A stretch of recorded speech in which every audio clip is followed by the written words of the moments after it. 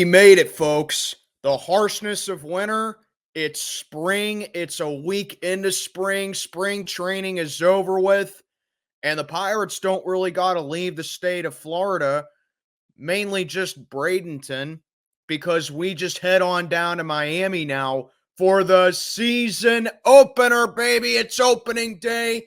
Good. Holy Thursday, everybody. I am Mac, back with another video. As always, do me a favor, like, comment, subscribe, follow on Instagram, link down in the box below. So yeah, it's time now for America's pastime. It's baseball time. You're going to see me pumping out more Pirates content now. The season opener's here. All the deals that the Pirates made, the extensions that we made, some new faces that we brought in during the offseason, the great spring training that this team had, and the high that they are riding off of it, even though it is spring training and I don't hold that to the highest standard. It all comes down to today. As opening day, we take our talents to South Beach to take on the Miami Marlins. Game one of a 4-game series. So let's dive into this. I'm going to be previewing the series. I'm going to be looking at matchups. I'm going to be looking at players. And I'm going to be giving my keys to victory for this series. So first, let's talk about our opponent in the Miami Marlins. They're in a little bit of a challenging state right now, as this was a playoff team last year, and they didn't barely go to the playoffs. I mean, this was a team that was the 5th seed in the National League last year, when everyone thought that it was just going to be another retooling year for them, and everyone thought that it was just going to be another long ways away for them to get to contention form. But no, they surprised a lot of people last year with the good young pitching that they have. You know, the front office, I think, pushed a lot of good buttons in the way that they're trying to build up their farm down there in Miami, and they ended up making the playoffs last year. But you take a look at that, and they didn't really make a whole lot of big additions this offseason, which is kind of surprising given the fact that they were a playoff team last year, like I just said. But they did make a change to the front office. They got a new GM. They got a new person in charge right now. And while they did add some players, they were more just minor league free agents. It just kind of seems like to me that they're trying to do what the Tampa Bay Rays do, which is where they build up their farm, they build through the draft, but they do that by bringing in a lot of minor league free agents. So, you know, I would, you know, for Marlins fans, I feel like them wanting to add some more veterans and them wanting to add some more big names to the team and players that have been around in the big leagues is a justifiable claim, because they are heavy on analytics. They are trying to model the Tampa Bay Rays, but is that model the right way for them? But you take a look at some big acquisitions that they did make in the offseason, Tim Anderson mainly being the big one right there. I think he's a big upside addition for him, but how does he start? Is he consistent enough? Is he going to be able to get the bat going? And I feel like a series with this against the Pittsburgh Pirates, where we have a lot of lefties, that's going to be, you know, a big test for him. But the Marlins are high on Tim Anderson. They are relying on him to have a bounce back year, so we'll see how it goes. Sixto Sanchez, you got to take a look at him as well. He's now finally in the big leagues. How's he going to be able to pitch in front of an MLB crowd for once? But again, Miami's high on him, so we'll see how that pans out. And then you take a look at Jesus Luzardo, who's going to be the opening day starter, I believe, for the Miami Marlins, as he's going to be going up against Mitch Keller this afternoon. There have been a lot of trade talks with him. Does he get traded? Do the Marlins extend him? Do they want to see him for one more year?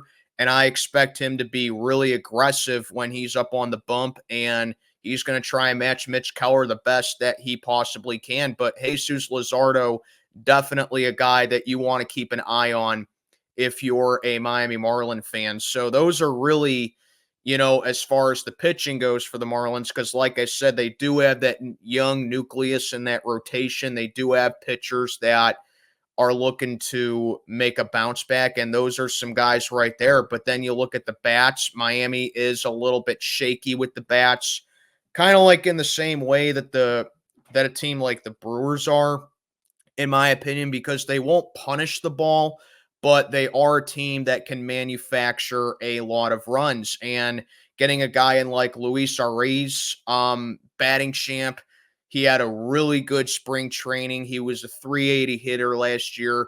Miami's high on him. So the Pirates need to really pound the zone with this guy right here. Can't give him any hittable pitches. Can't make him, you can't just put him on base. He's always a threat. You got to be careful with a guy like that. Nick Gordon, really good guy that they acquired in a trade. Where are they going to put him as far as the lineup goes? I think he's a very good, versatile piece for the Marlins.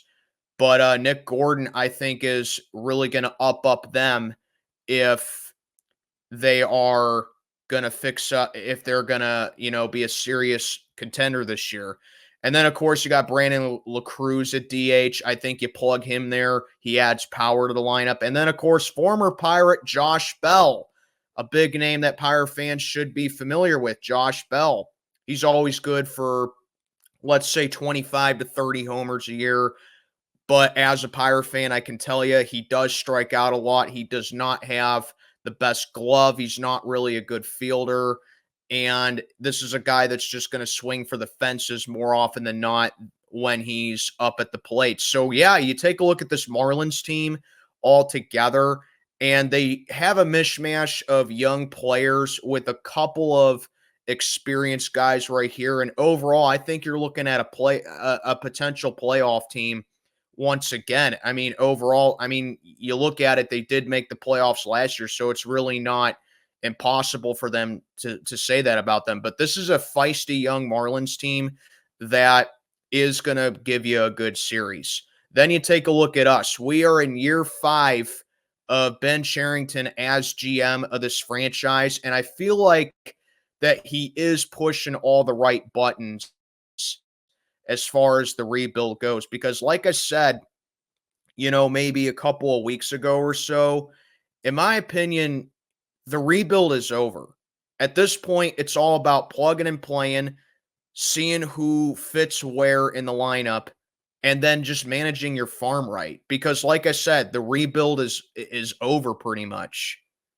Now you have to build up on that foundation and get it ready so that way you can get back to that contention form, which we've seen from 2013 to 15. I know it seems like a lifetime ago, but it was just a decade ago, so not super, super long ago. It just feels that way.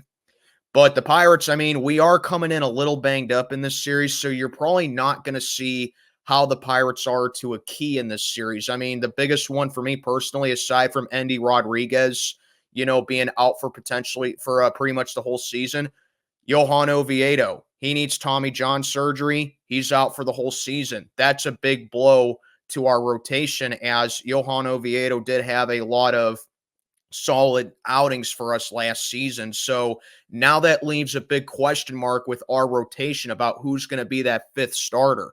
Because if there's anything that the Pirates are lacking in the rotation, it is a 5th starter. And you need to have that in order to be a good pitching foundation team, which is what the Pirates tried so hard to fix up on in this offseason. So you bring in a guy like Martin Perez from the Texas Rangers. A lot of people slept on him, but he was with a championship caliber team. He was with the Texas Rangers, who are the defending champions. He was kind of buried at the bottom of the rotation there. I think he's got a lot of good stuff. I expect to see him get some quality starts this year. Marco Gonzalez, nice addition right there. Eventually, we're going to see a guy like Jared Jones, who was our second-rated pitching prospect behind Paul Skeens, 62nd overall. He's got great velocity with the fastball. You're going to see a lot of upper 90s fastballs with him. I'm excited to see him, but do you start him off in the bullpen, or is he going to eventually be that quality fifth starter for the rotation? You might see Bailey falter for now. I don't really anticipate him to be a long-term solution at the fifth option. Luis Ortiz, I think he'll probably be starting in the bullpen as well. I'm not fully ready to give up on Roansy Contreras just yet, but it just stands to reason we need to have that fifth starter in the rotation. That is our biggest hole, in my opinion, right there.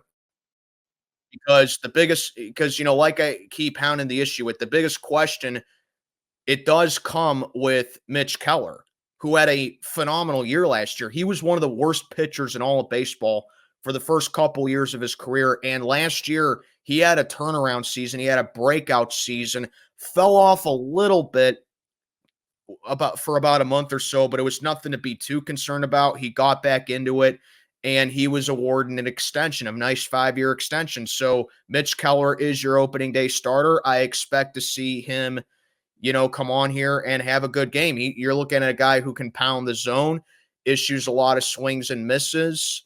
He can go deep into games. And, being that this is the first game of the season, I don't expect to see him to go super deep into the game. But that just stands the question with Mitch Keller. Who's going to be behind him in the rotation? That's the biggest hole with this Pirates team right here, is the rotation. And you've seen in the past with the Pirates, when I mentioned the lefties before, if you're looking for a team that just fully focuses on southpaws and strives to have that lefty, hitter's dream, or that lefty domination rotation and bullpen, the Pirates are your team to do that. We've seen it before with guys like Jose Quintana, Tyler Anderson, and Rich Hill. None of them are on the team anymore as we moved on from them, for be it free agency or drafts. But now we're experimenting with that again with a guy like Willie Peralta.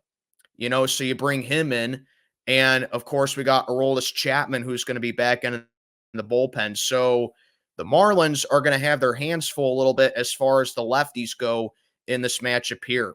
Offensively for us, I'd say our second biggest hole on the team is who's going to play at first base. We're really lacking that first base side this year. We did bring in Rowdy Tellez, so I think maybe he'll be covering first for the majority of the season. He does have a good upside to him. Maybe Tamar Johnson gets called up at some point in the season, but that just stands to reason. Our hole at first base is really thin, and that's our second biggest problem that we have as far as the fifth rotation guy goes, and just the rotation in general. But then you look at other players. O'Neal Cruz, fully healthy this year. Fantastic spring for him. I cannot wait to see this guy play at shortstop. Cannot wait to see his flashy defense. Can't wait to see him just punish the ball for miles and miles on end.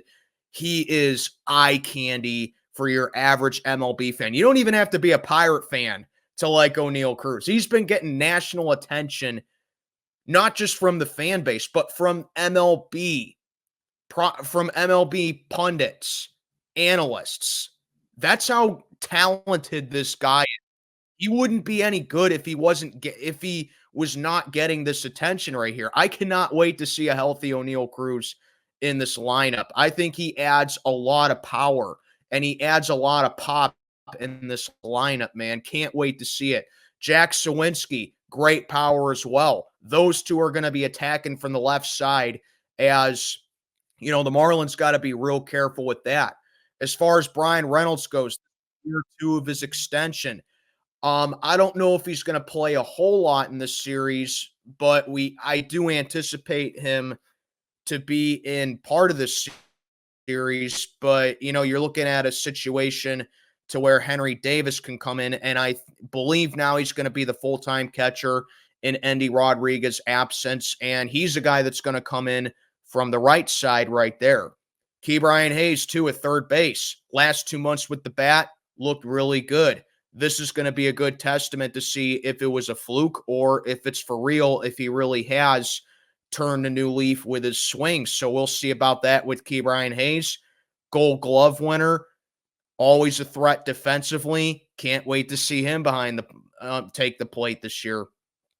And then, of course, with second base, it was a pretty interesting decision to see who we were going to put at second base. I was an advocate that Leover Peguero was going to take the second base position, but Jared Triolo is going to take second base, at least for this series. I think he can have a big series lookout this year. He does well against lefties. He won the second base job. He's got really good defense, and he can really play any position. So going back to what I said about first base, you might plug and play Jared Triolo at first base a little bit too, because like I said, he's just very versatile, and I think he's a very good utility piece that the Pirates may want to hang on to. And he does have a good bat. He hit 298 last year. He's a good contact hitter. He can find holes, and he may not be able to punish the ball, but that's not really what you have to do when you're up at the plate. Just get on base, take what they give you, and go from there. But yeah, Jared Triolo, I like that decision at second base. Maybe Leover Peguero pinch hits a little bit, but I think it was wise to plug and play Jared Triolo at second.